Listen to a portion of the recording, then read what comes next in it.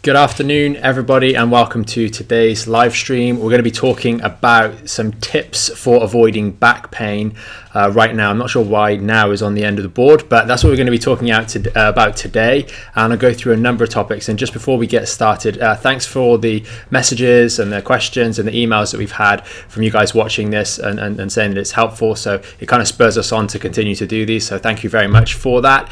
And we'll keep trying to put these out again every weekday. We've moved it from 2 till 1 p.m. GMT, so hopefully you guys find it helpful, and as always do put any comments in the comment section below, because those help us answer more questions and hopefully allow you to get more value out of these live streams. So what are we going to cover today? So these tips for sort of avoiding back pain. The reason we thought to put this together is there are a lot of people now that may run the risk of getting back pain, and it's so much easier to deal with back pain before you get it rather than after the fact, because you're in a lot of pain, etc., and you can't do certain things. So we're going to run through a number of things again, try and make it really interactive for you guys with examples and things today. We're going to go through sitting, the use of belts, and by belts I actually mean belts that you'd wear like to keep your jeans up, that sort of thing, rather than weightlifting belts. I may touch on those later on, depending on whether we've got time. We'll talk about flexibility, a bit about bending, and then your workouts and stretching at the very end. So if you've got any questions on any of these topics, then ping them in the comments, and Lara will read those out towards the end of the presentation, if you want. So let's get into it. First and foremost, sitting, because that's what most of us are going to be doing today. Now, with sitting posture, I often get asked questions like, what chair should I be using? What's the best chair? How should I be sitting? How should I set up my workstation? We covered the car seat briefly at the back end of last live stream yesterday. So there's lots of pros and cons, different ways you can sit, and you can see in these examples the good and the bad, as denoted by the red and green. So the thing you'll notice about both positions, if we first take the one where I'm sat unaided, now you'll have to excuse the camera view because it's not quite perfect for illustrating this, but you kind of get the picture. You can see on that far side image of me slouching, sitting very badly. What is the problem with this? Well, the problem is, as we've mentioned numerous times on these live streams and on our other videos on YouTube and on the website, the lumbar spine is supposed to have this nice supported curve, so that the weight is distributed evenly between the front and the back of the vertebra, so that the muscles are in a nice primed position. They're kind of ready to go. They're not in an elongated position, stretched out loads, or really contracted and unable to move. And that's really important for the muscular system, as well as the skeletal system and the discs, etc., for load bearing. So you can see in that first position, we're slouched very much like so. And this brings me back to the time after time question, there's muscle spasm, you need to stretch them more. And the person that invariably has this problem is the person that is in that first position that you can see, where they're very, very stretched out already, and that puts excessive pressure through your discs. It's not very good for the ligaments and will lead to ligamentous creep. We talk a bit about this when we talk about remodeling of the spine. There are ligaments actually between all these bones here and on the front and on the back, etc., of the spine, which maintain that natural curve. And one of the things we do in the clinic, without getting off too much of a tangent, is doing spinal remodeling, where that's where you measurably change the alignment of a person's spine, and that is maintained by a natural imbalance between the ligaments on the back part of the spine and the ligaments on the front. And as those start to remodel, you end up losing some of the integrity that makes up that natural curve in the lumbar spine.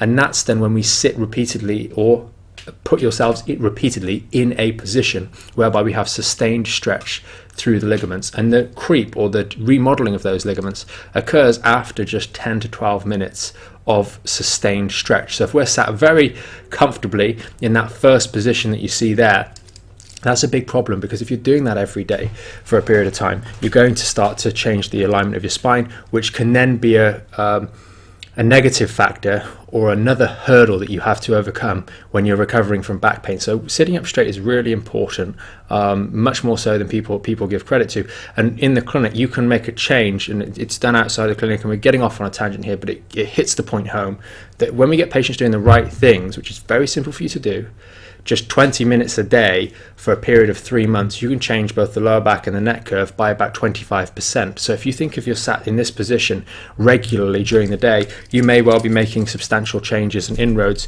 into that natural curvature in the spine, and it can take place in a relatively short period of time. So do try and sit up straight like the position in the green.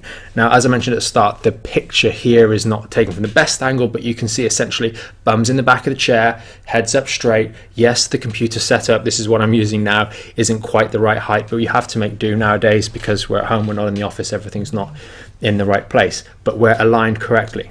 Now in the next images, in that bottom right hand corner, as you're looking at the screen here, you can see I'm using the towel, that little rolled up towel, famous rolled up towel, just underneath that lower back. And this comes back to what I mentioned at the start of the video, whereby people are asking those questions about what kind of chair should I use in the office? I need to get a new chair. Oh, should I get the £3,000 one? Should I get the £50 one? Should I get a stool? Should I get a Bosu ball? Should I just stand? The point with this is the towel is fantastic. As you can see in the image, it's actually better than just the freestanding chair, because this is one of those cheap ones from IKEA. But you can see it's supporting that curve. Where I've illustrated the approximate spinal curvature, we've got the backward bend in the neck, forward bend in the mid-back, and the backward bend in the lumbar spine. The towel sits perfectly in there, so it really supports this natural lordosis. But you can sit badly with the towel, and it really allows you to more effectively sit badly, as you can see in the image there. So with regards to whether it's sitting on those forward sort of futuristic Bosu balls at your desk, or whether it's standing up, or whether it's sitting down, or using a towel like I mentioned yesterday in the live stream when you're sat in your car, if you don't sit in it properly, you can use those tools to allow you to actually sit worse than if you were just sat without anything supporting you at all. So please bear that in mind, and don't get complacent, because you have to actively sit well. It's a combination of your spinal structure, the ligament balance, and the muscles that protect and support that good posture, so that nothing gets undue stress put on it. And it's sitting badly, like those two examples in red, that is what is mostly responsible for the excessive and accelerated degeneration that takes place in dehydration in these lower lumbar discs, the L5S one being a very common one, and the 4-5 just above it, which also takes a good degree of load when you sit in these positions, more so than any others. So pay attention to this seated position, because if you can change it, it'll be really helpful for you. Now, I've got a few little points on the screen that you can see right now. We want to avoid rounding the back completely. That's actually the position that we start out in when we're a fetus in the womb. We have one curve through us, and as we develop through our very, very early years, the act of crawling, lifting the head up, helps us instill these natural and correct curves. And as we start to stand up and walk around, those curves really set in nicely in the neck and in the lower back, and that's how we develop them. We don't need to go back to that, so avoid rounding the back.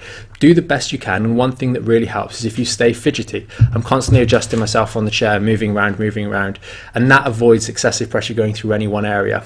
Muscles don't like to actually be just in one position all the time. They do like to move, and although modern living does mean that we are sat down or in still positions for longer periods, the people that are sat at their desks get the same problem as, for example, the people that are in the concierge in hotels that are stood on the front desk for long periods of time.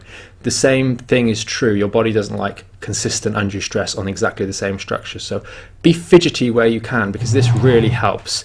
If you can, there's no problem with, for a moment, you slump down for a second, but as long as you're fidgety and return back to that good posture at regular intervals, you're not going to do any long-term damage in any way, shape or form, and you'll be fine. Fidgety is really a very good habit, or a very good strategy, especially if we do have a little bit of degeneration that's occurred down the bottom here, because it just really helps the whole structure of the lumbar spine.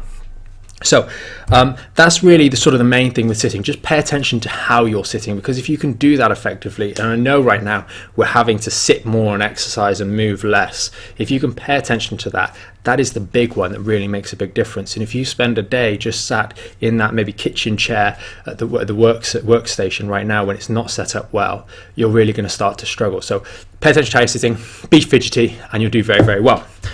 So the next one is going to be flexibility. And just before we touch on these images on the screen, I'll just make a quick reference to belts because this ties in really nicely. We're talking about particularly those belts that people are wearing when you've got your jeans on.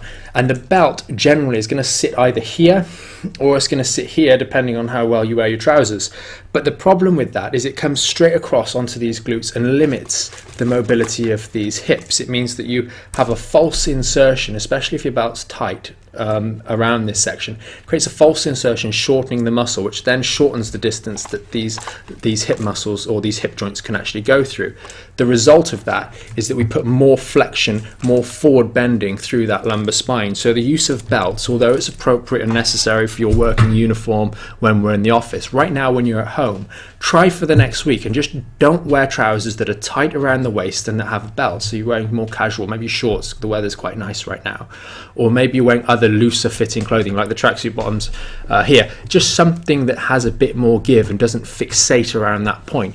You'll actually find that this change alone can actually be quite dramatic in terms of its positive impact on your body. Next thing is guys in particular, if you're working outside in the garden or working on the car, for example, they'll typically wear jeans and a belt, and those restrict the flexibility that we have in that lower leg region in the hips, and that leads to the lower back being more plagued with having to do more movement. And again, if we're doing this and we're sitting badly, what has to flex more? It's commonly the L5S1 that's going to have to change the most. So you're starting to find that if you're doing these things wrong, you're really putting a lot of repetitive stress on that lower back. And this feeds into the way in which back pain often presents itself, with a seemingly innocuous event of putting the socks on or bending over to have a shave or something like that in the morning, and boom, it's gone. But we don't think about all these things that led up to repetitive day in, day out stress on the same part of that lower back. And it just has to go sooner or later. So if we go back to the screen here where we've got the two images, flexibility is really important, and there's all limitations. Some people will be better at squatting than I am here, but I've done the example. Maybe I could have gone a touch deeper in that squat on the one side in the green, but you'll notice that the curves are preserved. Yes, we could look the head up, we could look the head down, but we're focusing on getting that nice and neutral alignment. If you took my body there and I'm in this position like so, okay, move out a little bit like that. Okay, if we just took my legs out and just reorientated, I'd still have that good normal posture with my head looking straight forwards. No joints or parts of the spine are under undue stress. The spine has remained steady, and that's because we have bent from the hips. Now, this is something that we talk a lot about when we're talking about getting reducing back pain, is working on hip flexibility, so the spine can do less and the hips can do more. But you can see here in the good image that the hips are doing most of the bending, and the spine is able to keep a neutral lordosis. That's that backward bend in the lower back, and then transition nicely into the forward bend in the thorax, and then the backward bend in the neck again. What we all too commonly see, and this is a slight exaggeration in the image in the red, is this single curve returning again. At the bottom of this repetition, the bum's tucking under nicely, and we've got just this nice little round curve through here, and that again is a problem. That last little tuck, it affects the 4, 5 and 5S1 more than anything else, because that's where that force has to change from the very, very mobile hips to the relatively immobile lumbar spine. All of these little joints work together to give you a huge range of motion, but it has to be dampened by the junctional areas here. So they are responsible to a certain degree with the sacroiliacs for dealing with the transition of very, very mobile to relatively very immobile. So just bear that in mind. Working on your flexibility through the stretching, we discussed this in the membership site, we've discussed it on these videos, we did hamstrings yesterday. Stretching properly can improve the degree to which you can go down without influencing your lower back. And we want to use those hips and not the lower back. And if we've got a strong core, strong lower back muscles down here, and flexible legs that are strong as well, you'll find that you do a lot better. The flexibility plays that role. It allows you to move through the range that is good for you, and you can work on that range and also protect your back at the same time. So working on improving your flexibility is definitely going to be a helpful and worthwhile task. Now, the last one here kind of ties into working out and to a certain degree stretching as well. We're talking about picking up weights. Now, I'll just make the relationship towards the weightlifting first and foremost here. A lot of you guys are going to be working out from home. If you don't have any back pain right now, that's awesome. Or maybe you're a bit concerned about it comes on and off. People are really, really good with doing their weights. They'll do a textbook perfect, maybe a kettlebell squat or kettlebell deadlift, and then they're going to put the weight down like I do in that image on the right, on the far left there, and it's really bad. You can see that single curve has returned. We're in the womb again with our spine. It's not a good position. The hips are hardly moving. It's all coming through that lumbar spine, and it's astounding actually the number of people where this is a normal movement pattern. I say, look, bend properly to touch your toes, and they bend like that, and it is a problem. So we need to be mindful of that, and you can see the two alternatives that I talk about here. We've got the normal squat. I'm resting a little bit with the elbow on the knee there to pick up the kettlebell. Notice the spine is straight, but I'll compare and contrast these two options. The spine is still relatively horizontal, and although we've got a bit of support there, that's good. If we didn't have that support, we do have a very long lever here, and that long lever is going to have to resolve pressure down at the L5S1 disc, which is going to deal with that excess stress. It's just a point that takes a lot of load. It's got a lot of support, but we don't want to bombard it with too much. You'll notice that the kneeling position, yes, there's a slight twist through the spine, but the spine is very, very upright and in a very neutral position, relatively speaking. And the more we can keep the spine like that, the closer to vertical we can keep that spine through this movement, generally speaking, the less stress is going to go through the structure. You only need to do an example is if I hold this here for the next 5 minutes, I'm going to do an awful lot better job of it than if I hold it out like this for the next 5 minutes while I'm talking. The further away the pivot is, the longer the arm, the more pressure is going through my shoulder and my deltoids and my shoulder joint in general, and this becomes very, very tiresome very quickly, even though the weight of the spine hasn't changed. And that's physics that you might remember from school. It's just a very important concept. If we can keep our spine in a more upright position when we have back pain, or when we're doing these things, or before we have back pain, you're going to find that you do an awful lot better. So bending down on one knee is always a better option, I would suggest, than the squat. Although some people, if you've got knee replacements or other issues with the knees, that might be more challenging, and I understand that, but do what you can with regards to the squatting position, and the more flexible your hips become, the easier you can work around any other issues that you might have with a bit of arthritis in the knees or other problems. And really try and focus on this during the workout, so not being negligent with putting your weights back after you've finished with them. Make sure you keep that good form the whole way through, because that's where the accidents happen. It's very rare actually, even for people that are very much gym goers that visit the clinic with their back that's quote unquote gone. It's not normally a heavy lift that's caught them out. They may have done a 200 kilo deadlift, earlier in the day or regularly and routinely, but it's putting the 4 kilo dumbbells back carelessly on the rack that's what's caught them out. So do be mindful. Finish your workout the moment everything finishes, not the moment you finished your set, and that'll do you a lot of justice. So that's pretty much it for today's comments. Just the last one that we'll go through is the stretching and the importance of stretching. If you're working out and you don't have any back pain, there can be that reluctance to actually bother working on the stretching and not do it frequently at all. It is something that's worth doing. Keeping those hips flexible is a great and very easy way with a small amount of time. Maybe you do it 3-4 times a week. You spend 20 minutes or so just stretching out those hips, keeping them nice and mobile. We've discussed in the past over the relevance of maybe doing slightly less immediately after a workout and having a dedicated time to do a little bit of stretching, and keep those hips as flexible as you can. There are other practices like the lumbar towel that we've discussed at length in the past, which are really helpful stretching tools to decompress this section of the spine here, because when we're on the towel we create that decompressive effect through the discs, and it unloads everything, not only the spine but the muscles and the ligaments as well. So that's really, really helpful. But do pay attention and do your stretching, because it does help keep you back pain free. That's pretty much it for today, guys. We'll go over to Lara for the questions. Okay, awesome. First question, is it ever appropriate to wear a waist trainer for your lower back? Yeah, so I think we discussed this briefly before the live stream. Waist trainers, not really a big fan of them, to be completely honest. The concept, if you kind of break it down, it doesn't really make too much sense. You're essentially using your own muscles to provide support for that waist. Why not just train the muscles? Second thing is, if you're talking about the slight variation, those the actual weightlifting belts themselves. I discussed this, I think we got a long video on this on YouTube.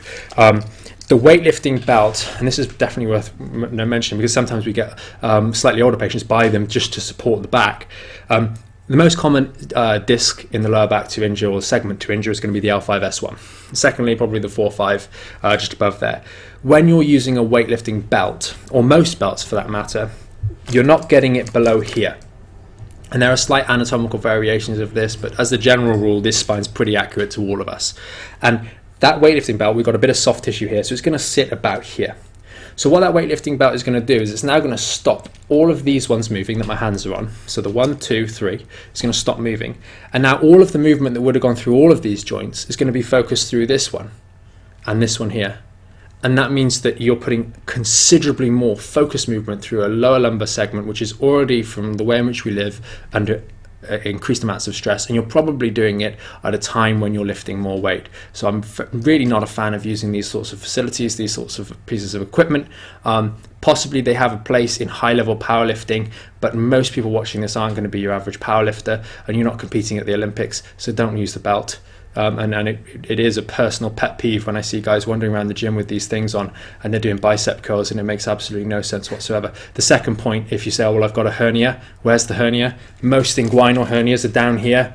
The belt doesn't do anything for that region, it's all the way up here. So it's just a relatively poor knowledge of anatomy that leads to these things, and it's actually making things worse. So please try and avoid that. And second point, with things like inguinal or umbilical hernias, it's a failure of your core to essentially protect that wall, and if you surely you'd want your core to be a little bit stronger, and by using a belt you basically turn your core muscles off during any of these lifts, which again isn't coherent with the reason that most of us are training in the first place, which is to make our bodies stronger, more resilient and more healthy, and we're doing something to directly go against that. So really do think twice about using any sort of weightlifting belts, because it's very easy to start debunking the use of them or the relevance of them for you, especially if you're someone that doesn't have back pain yet and someone that does have back pain right now.